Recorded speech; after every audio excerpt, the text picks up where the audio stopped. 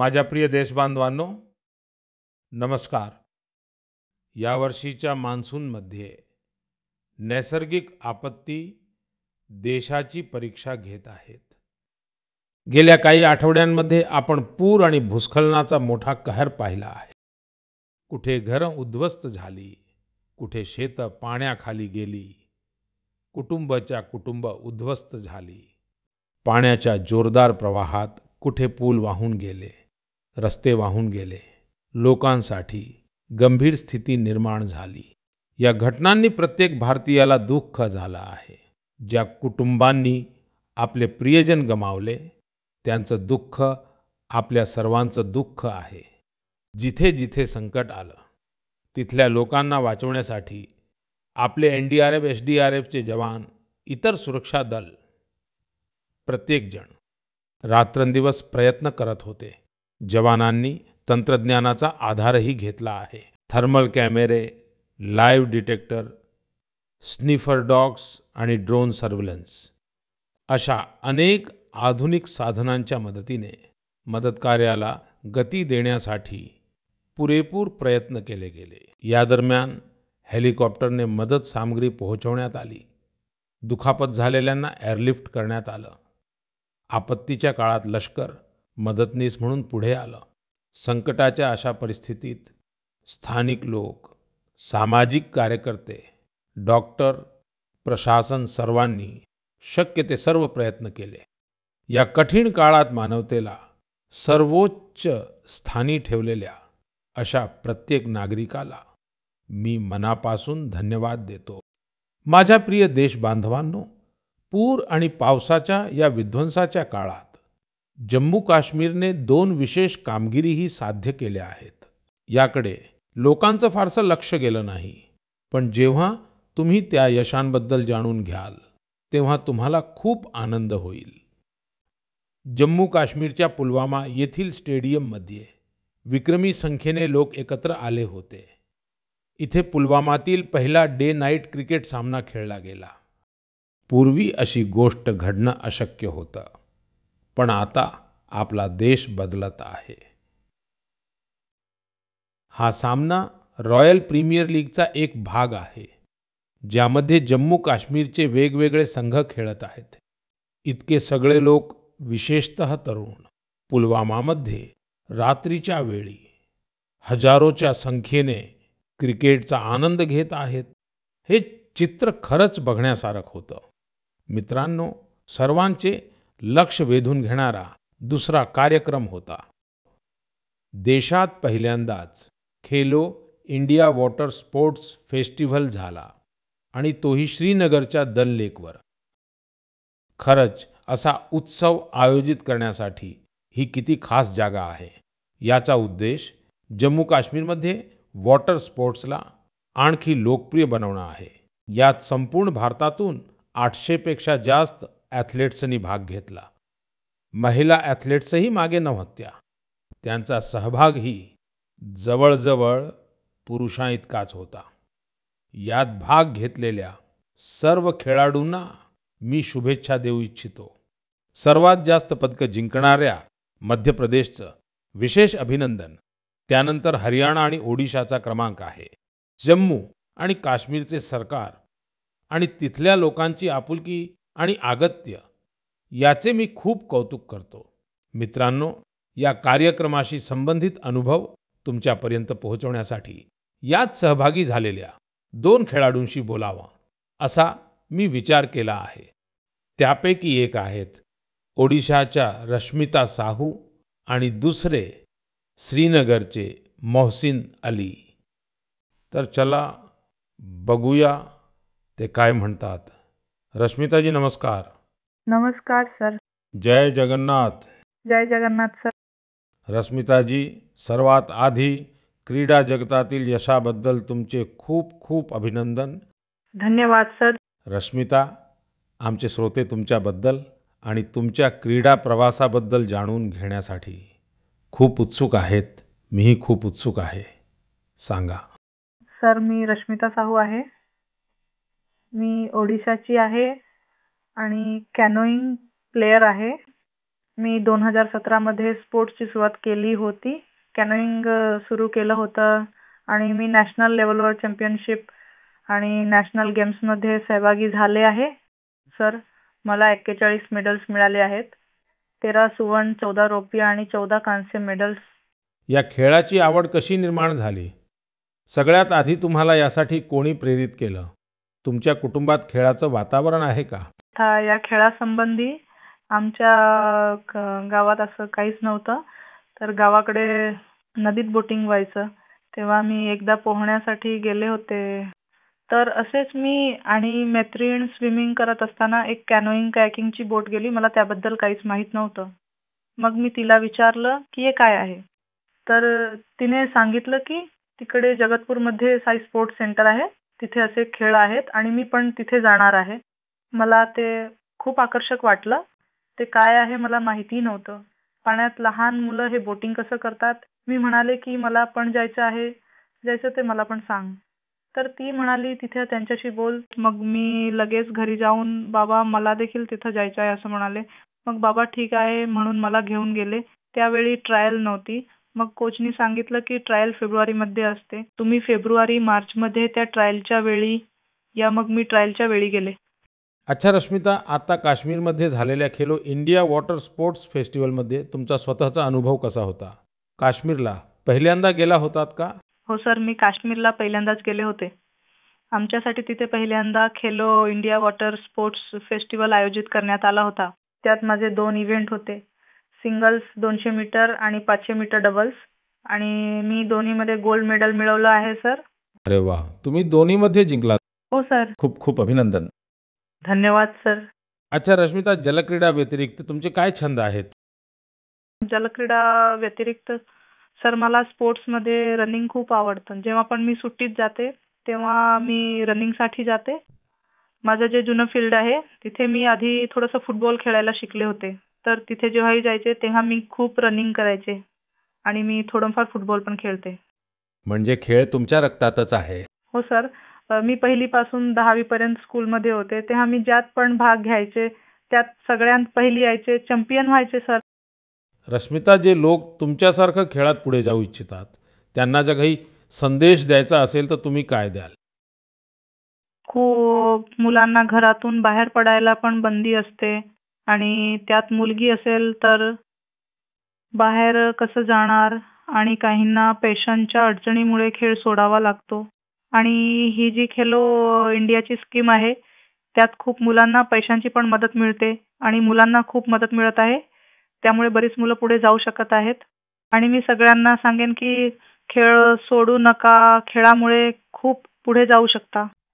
तर खेळ हा फक्त खेळ नसतो, पण त्यामुळे शरीराचा प्रत्येक अवयव निरोगी राहतो आणि खेळात पुढे जाऊन भारताला मेडल मिळवून देणं आमचं हे कर्तव्य आहे. चला रश्मिताजी, मला खूप छान वाटलं.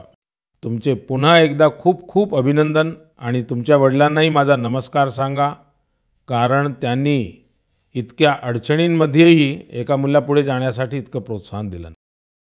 माझ्या खूप खूप शुभेच्छा. धन्यवाद. धन्यवाद सर. जय जगन्नाथ. जय जगन्नाथ सर. मोहसिन अली, नमस्कार. नमस्कार सर. मोहसिनजी, तुमचं खूप खूप अभिनंदन आणि तुमच्या उज्ज्वल भविष्यासाठी खूप खूप शुभेच्छा. धन्यवाद सर. मोहसिन, तुम्ही पहिलं गोल्ड मेडल जिंकलं, तेही पहिल्या खेलो इंडिया वॉटर स्पोर्ट्समधलं. तर तुम्हाला कसं वाटतंय? तर मी खूप खुश आहे. इथे काश्मीरमध्ये पहिल्यांदा झालेल्या खेलो इंडियामध्ये मी गोल्ड मेडल जिंकलं. लोकांचा प्रतिसाद कसा आहे? खूप चर्चा आहे सर. पूर्ण कुटुंब खुश आहे. तुमच्या शाळेतले लोक? शाळेतले पण सगळे खुश आहेत. काश्मीरमध्ये सगळे म्हणतात की तुम्ही गोल्ड मेडलिस्ट आहात. तुम्ही तर आता मोठे सेलिब्रिटी झाला आहात. Yes sir. अच्छा, जलक्रीडेमध्ये आवड कशी निर्माण झाली आणि त्याचे फायदे काय वाटतात तुम्हाला? आधी लहानपणी तिथे दल लेकमध्ये मी ती बोट पाहिली. बाबांनी विचारलं, तू करणार का? मी सांगितले हो. मी सेंटरमध्ये मॅमकडे गेलो. मग त्यांनी मला शिकवलं. मोहसिन, संपूर्ण देशातून लोक आले होते. पहिल्यांदा वॉटर स्पोर्ट्सचा कार्यक्रम झाला आणि तोही श्रीनगरमध्ये दल लेकमध्ये झाला. इतके सगळे लोक, देशातले लोक आले, तर तिथल्या लोकांना कसं वाटत होतं? खूपच खुश आहेत सर. सगळे म्हणत होते चांगली जागा आहे, इथली फॅसिलिटी सगळं व्यवस्थित आहे. इथे खेलो इंडियामध्ये सगळं उत्तम होतं. मग तुम्ही कधी काश्मीरच्या बाहेर खेळण्यासाठी गेला आहात का? हो सर, मी भोपाळला गेलो आहे, गोव्याला गेलो आहे, केरळला गेलो आहे, हिमाचलला गेलो आहे. अच्छा, मग तुम्ही तर संपूर्ण भारत पाहिला आहे. हो सर. अच्छा, इतके सगळे खेळाडू तिथे आले होते. हो सर. मग नवीन मित्र बनवले की नाही? सर, खूप मित्र बनवले. आम्ही इथे दल लेकमध्ये, लाल चौकात एकत्र फिरलो. आम्ही सगळीकडे फिरलो. पहलगामला पण गेलो होतो. हो सर, सगळीकडे. बघा, मी तर पाहिलं आहे की जम्मू काश्मीरमध्ये स्पोर्ट्स टॅलेंट खूपच जबरदस्त आहे. हो. आमचे जे जम्मू काश्मीरचे तरुण आहेत ते देशाचं नाव मोठं करतील इतकी क्षमता त्यांच्यात आहे आणि तुम्ही ते करून दाखवलं आहे. सर, ऑलिम्पिकमध्ये मेडल जिंकणं हे माझं स्वप्न आहे. तेच स्वप्न आहे. वा, शाबास. तेच स्वप्न आहे सर. तुमचं बोलणं ऐकूनच मला अत्यंत आनंद झाला. सर, ऑलिम्पिकमध्ये मेडल जिंकणं हेच माझं स्वप्न आहे. देशाचं राष्ट्रगीत वाजवायला लावणं, हो तेच माझं स्वप्न आहे. माझ्या देशातील एका मजूर कुटुंबातील मुलगा इतकी मोठी स्वप्न बघतो म्हणजे हा देश खूप पुढे जाणार आहे. सर, खूप पुढे जाणार आहे. इथे खेलो इंडिया आयोजित केल्याबद्दल आम्ही भारत सरकारचे आभारी आहोत. इथे पहिल्यांदाच झाला आहे सर. म्हणूनच तर तुमचे शाळेमध्ये पण कौतुक होत असेल. हो सर. चला मोहसिन, मला तुमच्याशी बोलून खूप छान वाटलं आणि माझ्या वतीने तुमच्या वडिलांना माझे विशेष आभार सांगा. कारण त्यांनी मजुरी करत जगत असतानाही तुमचं आयुष्य घडवलं आहे आणि तुम्ही तुमच्या वडिलांच्या शब्दावर न थांबता 10 वर्षांपर्यंत तुम्ही तपस्या केली आहे. ही एका खेळाडूसाठी खूप मोठी प्रेरणा असते आणि तुमच्यावर एवढी मेहनत घेतलेल्या कोचचे सुद्धा मी खूप अभिनंदन करतो. माझ्याकडून खूप खूप शुभेच्छा. खूप खूप अभिनंदन. धन्यवाद सर. नमस्कार. जय हिंद. मित्रांनो, एक भारत श्रेष्ठ भारत ही भावना देशाच्या एकतेसाठी, देशाच्या विकासासाठी खूप गरजेची आहे आणि निश्चितच यामध्ये खेळ मोठी भूमिका बजावतात आणि म्हणूनच तर मी म्हणतो, जो खेळतो तो बहरतो. आपला देश सुद्धा जितक्या स्पर्धांमध्ये खेळेल तितका बहरेल. तुम्हा दोन्ही खेळाडूंना आणि तुमच्या साथीदारांना माझ्या खूप खूप शुभेच्छा. माझ्या प्रिय देशबांधवांनो, तुम्ही UPSCचं नाव तर नक्कीच ऐकलं असेल. ही संस्था देशातील सर्वात कठीण परीक्षांपैकी एक सिव्हिल सर्व्हिसेसची पण परीक्षा घेते. आपण सगळ्यांनी सिव्हिल सर्व्हिसेसच्या टॉपर्सच्या प्रेरणादायी गोष्टी अनेकदा ऐकल्या आहेत. हे तरुण कठीण परिस्थितीत अभ्यास करून आपल्या कष्टाने या सेवांमध्ये जागा मिळवतात. पण मित्रांनो, UPSC परीक्षेचं अजून एक सत्य आहे. हजारो असे उमेदवारही असतात जे खूप सक्षम असतात. त्यांची मेहनतही कुणापेक्षा कमी नसते, पण अगदी थोड्या फरकाने ते अंतिम यादीपर्यंत पोहोचू शकत नाहीत. या उमेदवारांना दुसऱ्या परीक्षांसाठी नव्याने तयारी करावी लागते. यात त्यांचा वेळ आणि पैसा दोन्ही वाया जातो. म्हणूनच आता या हुशार विद्यार्थ्यांसाठीही प्रतिभा सेतू नावाचा एक डिजिटल प्लॅटफॉर्म बनवला गेला आहे. प्रतिभा सेतूमध्ये अशा उमेदवारांचा डेटा ठेवला आहे ज्यांनी UPSCच्या वेगवेगळ्या परीक्षांचे सर्व टप्पे पास केले, पण अंतिम मेरिट लिस्टमध्ये त्यांचं नाव येऊ शकलं नाही. या पोर्टलवर अशा 10,000पेक्षा जास्त होतकरू तरुणांची माहिती उपलब्ध आहे. कुणी सिव्हिक सर्व्हिसेसची तयारी करत होतं, कुणाला इंजिनिअरिंग सर्व्हिसेसमध्ये जायचं होतं, काहींनी मेडिकल सर्व्हिसेसचा प्रत्येक टप्पा पार केला होता. फायनलमध्ये त्यांचं सिलेक्शन झालं नाही. अशा सर्व उमेदवारांची माहिती आता प्रतिभा सेतू पोर्टलवर उपलब्ध करून दिली जात आहे. या पोर्टलवरून खाजगी कंपन्या या हुशार तरुणांची माहिती घेऊन त्यांना आपल्याकडे नोकरी देऊ शकतात. मित्रांनो, या प्रयत्नांचे परिणामही दिसू लागले आहेत. शेकडो उमेदवारांना या पोर्टलच्या मदतीने लगेच नोकरी मिळाली आहे आणि ते तरुण जे अगदी थोड्या फरकाने मागे राहिले होते, आता नव्या आत्मविश्वासाने पुढे जात आहेत. माझ्या प्रिय देशबांधवांनो, आज संपूर्ण जगाचं लक्ष भारताकडे आहे. भारतात दडलेल्या क्षमतेवर जगभरातील लोकांची नजर आहे. याच संदर्भात एक सुखद अनुभव मी तुम्हाला सांगू इच्छितो. तुम्हाला माहीत आहे की आजकाल पॉडकास्टचं खूप प्रस्त आहे. वेगवेगळ्या विषयांवरचे पॉडकास्ट निरनिराळ्या प्रकारचे लोक बघतात आणि ऐकतात. गेल्या काही दिवसांत मी सुद्धा काही पॉडकास्टमध्ये सहभागी झालो होतो. असेच एक पॉडकास्ट जगातल्या खूप प्रसिद्ध पॉडकास्टर लेक्स फ्रीडमन यांच्यासोबत झाला होता. त्या पॉडकास्टमध्ये खूप गप्पा झाल्या आणि जगभरातल्या लोकांनी तो ऐकला सुद्धा. आणि जेव्हा पॉडकास्टवर बोलणं सुरू होता तेव्हा बोलता बोलता मी एक विषय काढला होता. जर्मनीच्या एका खेळाडूने तो पॉडकास्ट ऐकला आणि त्यांचं लक्ष मी त्यात सांगितलेल्या एका गोष्टीवर केंद्रित झालं. त्यांना तो विषय इतका आवडला की आधी त्यांनी त्या विषयावर संशोधन केलं आणि मग जर्मनीमधल्या भारतीय दूतावासाला संपर्क केला आणि त्यांनी पत्र लिहून कळवलं की त्यांना त्या विषयासंबंधी भारताशी संपर्क करायचा आहे. तुम्ही विचार करत असाल की मोदीजींनी पॉडकास्टमध्ये असा कोणता विषय मांडला की ज्यामुळे जर्मनीचा एक खेळाडू प्रेरित झाला. हा कोणता विषय होता? मी तुम्हाला आठवण करून देतो.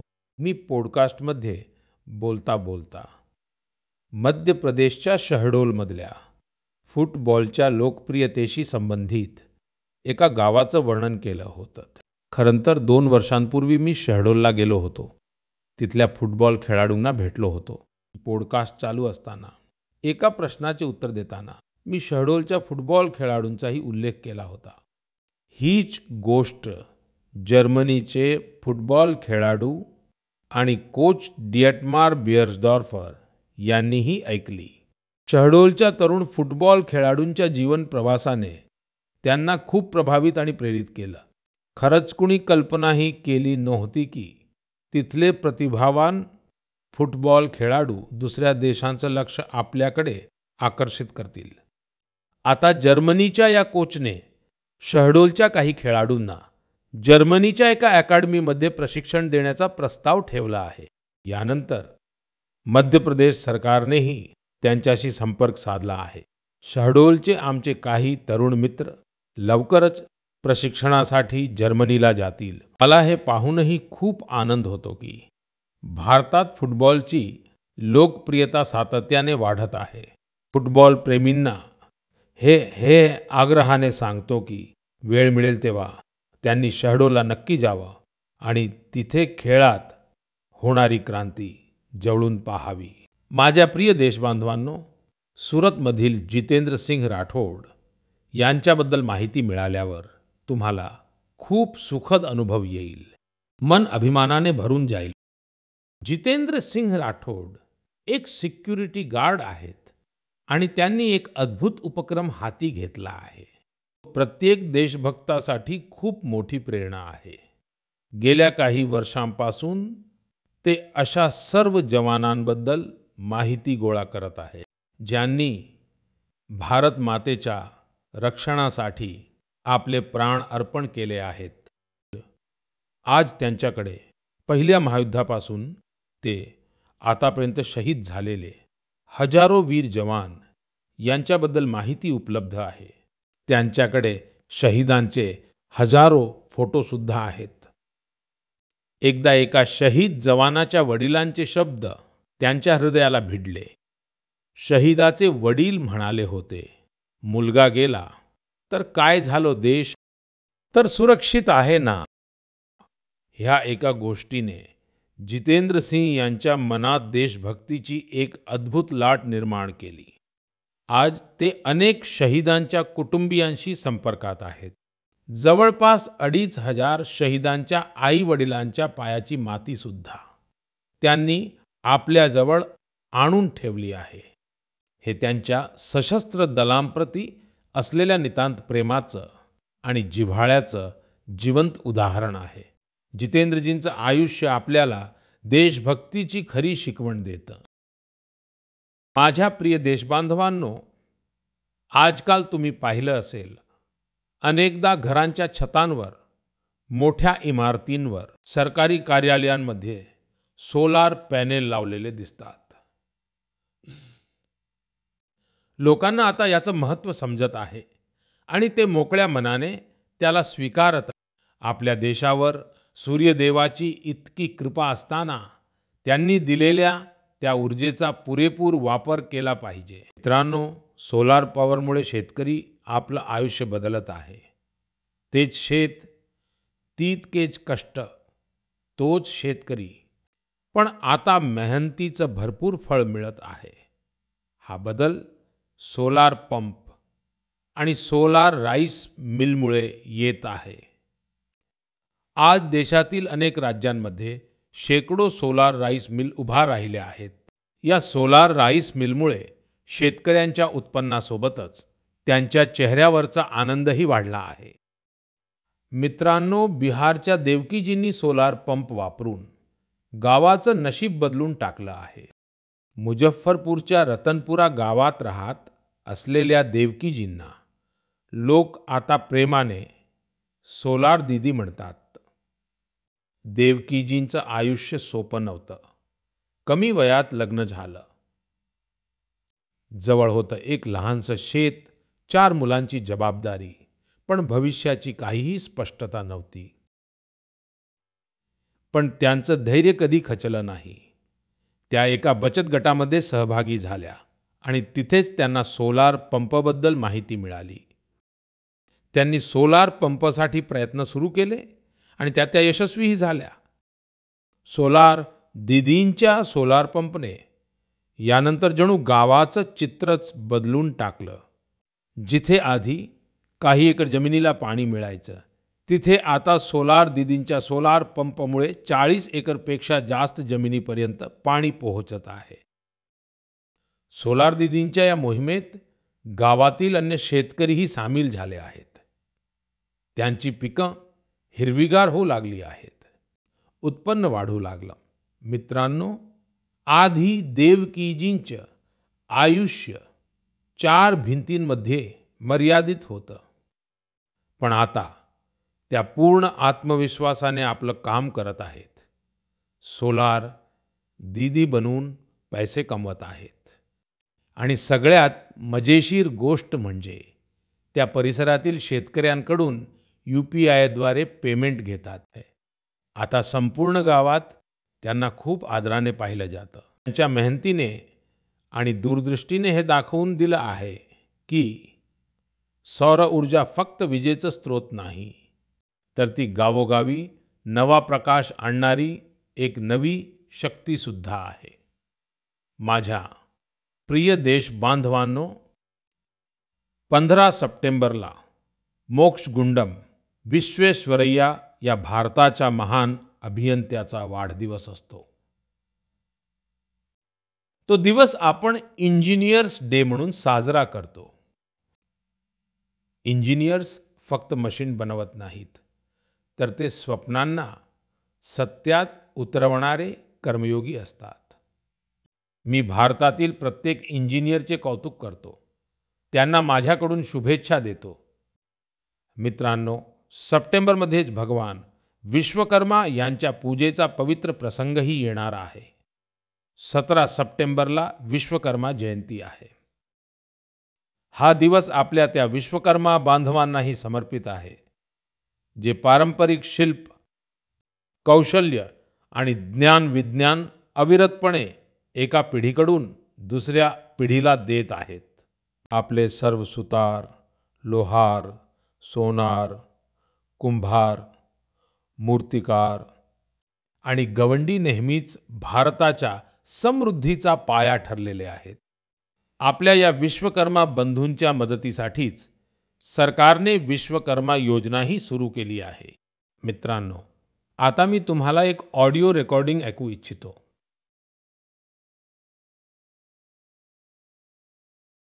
तो ये जो मानपत्र में आपने लिखा है, ये स्टेटों के बारे में मैंने जो कुछ किया या हैदराबाद के बारे में हमारी गवर्नमेंट ने जो कुछ किया, ठीक है किया, लेकिन आप जानते हैं कि हैदराबाद का किस्सा इस तरह से हमने किया उसमें कितनी मुसीबत हुई। सब स्टेटों के साथ, सब प्रिंसेस के साथ हमने वायदा दिया था कि भाई कोई प्रिंस का, कोई राजा का हम अलग फैसला नहीं करेंगे, सबका एक हिसाब, जैसे सबका होता है ऐसा उनका भी। लेकिन उनके लिए हमने वहां तक अलग समझौता किया। वल्लभभाई पटेल यांचा आहे. हैदराबादच्या घटनांबद्दल त्यांच्या आवाजात जी वेदना आहे ती तुम्ही अनुभवू शकता. पुढच्या महिन्यात सप्टेंबरमध्ये आपण हैदराबाद मुक्तीदिनही साजरा करणार आहोत. या महिन्यातच आपण ऑपरेशन पोलोमध्ये सहभागी झालेल्या त्या सर्व वीरांच्या शौर्याचे स्मरण करतो. सर्वांना माहीत आहे की ऑगस्ट 1947 मध्ये जेव्हा भारताला स्वातंत्र्य मिळालं तेव्हा हैदराबादमध्ये एक वेगळीच परिस्थिती होती. निजाम आणि रझाकारांचे अत्याचार दिवसेंदिवस वाढत होते. तिरंगा फडकवण्यावर किंवा वंदे मातरम म्हणण्यावरही लोकांना मृत्यूदंड दिला जात होता. महिला आणि गरिबांवर अत्याचार केले जात होते. त्यावेळी बाबासाहेब आंबेडकरांनीही हे सांगितले होते की ही समस्या खूप मोठी होत चालली आहे. अखेरीस सरदार पटेल यांनी हे प्रकरण आपल्या हातात घेतलं. त्यांनी सरकारला ऑपरेशन पोलो सुरू करण्यासाठी तयार केलं. विक्रमी वेळेत आपल्या सैन्याने हैदराबादला निजामाच्या हुकुमशाहीतून मुक्त केलं आणि त्याला भारताचा भाग बनवलं. संपूर्ण देशाने या यशाचा उत्सव साजरा केला. माझ्या प्रिय देशबांधवांनो, तुम्ही जगातल्या कोणत्याही कोपऱ्यात जा, तिथे तुम्हाला भारतीय संस्कृतीचा प्रभाव नक्की पाहायला मिळेल. आणि हा प्रभाव फक्त जगातल्या मोठ्या शहरांपुरताच मर्यादित नाही, तर तो लहान लहान शहरांमध्येही पाहता येतो. इटलीच्या कॅम्प्रोतोंदो नावाच्या एका छोट्याशा शहरात असंच काहीसं पाहायला मिळालं आहे. इथे महर्षी वाल्मिकींच्या मूर्तीचं अनावरण करण्यात आलं. या कार्यक्रमात तिथले स्थानिक मेयर यांच्यासह त्या भागातील अनेक महत्त्वाचे व्यक्तीही सहभागी झाले होते. महर्षी वाल्मिकींची मूर्ती स्थापित झाल्यामुळे कॅम्प रोतोंडमध्ये राहणारे भारतीय वंशाचे लोक खूप आनंदी आहेत. महर्षी वाल्मिकींचे संदेश आपल्या सर्वांना खूप प्रेरित करतात.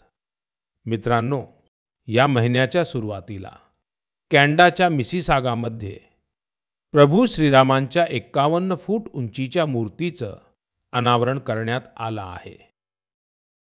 या कार्यक्रमाबद्दल लोकांमध्ये खूप उत्साह होता.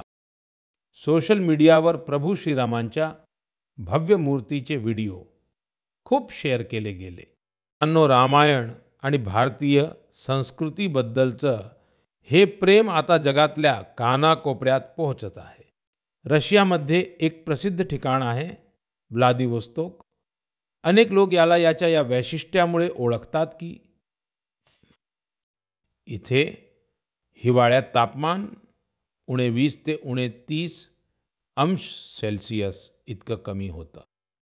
या महिन्यात व्लादिवोस्तोक इथं एक अनोखं प्रदर्शन भरवण्यात आलं. यामध्ये रशियन मुलांनी रामायणाच्या वेगवेगळ्या थीमवर बनवलेली चित्रसुद्धा प्रदर्शित केली. इथे एका स्पर्धेचंही आयोजन करण्यात आलं होतं. जगातल्या वेगवेगळ्या भागांमध्ये भारतीय संस्कृतीबद्दल वाढती जागरूकता पाहून खरंच खूप आनंद होतो.